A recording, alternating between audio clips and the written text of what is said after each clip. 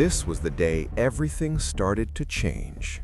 For the first time, the princes were leaving the palace, not as royals, but as hunters. And out there, strength alone wouldn't save them. The king gathered all the princes in the courtyard. Today's lesson was simple: survive the wild. No guards to protect them, no titles to hide behind, just instinct. But while the others were confident, Jumong stood quietly, unsure of himself, like always. As they entered the forest, everything changed. The air felt heavier, the sounds were sharper, and every movement mattered. The other princes were focused on winning, but Jumong was paying attention.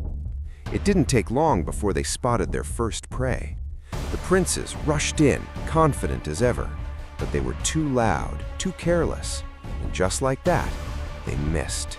Again and again. Jumong noticed something the others didn't. The deer wasn't fast. It was listening. But when he tried to say it, they laughed at him. To them, he was still just the weak prince. Then suddenly, everything went quiet. Jumong stopped moving, closed his eyes, and listened. For the first time, he trusted something inside him. And when he opened his eyes, he knew exactly where to aim. The arrow flew, and this time, it didn't miss. Silence. No laughter. No mocking. Just shock. The weakest prince had done what no one else could. But before anyone could react, everything went wrong. A wild boar charged straight into the group. Panic spread instantly. Even the strongest princes froze. No one moved, except Jumong. He didn't think, he didn't hesitate, he just moved. Grabbing a spear, he ran straight toward the danger. And in one moment, everything changed. Now, no one was laughing. The boy they called weak had just saved them. Even the king couldn't ignore it anymore. But power doesn't just bring respect, it brings enemies.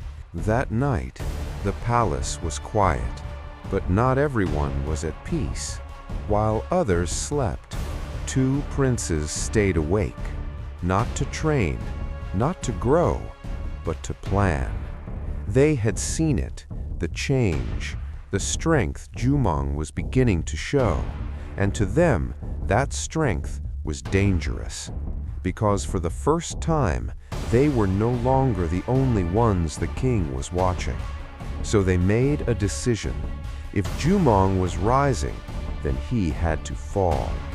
But some decisions do not stay inside palace walls.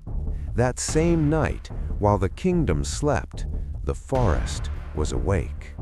Unaware of what was coming, Jumong walked alone. The same forest that tested him was now watching him. Every step he took echoed through the darkness. But he was not alone.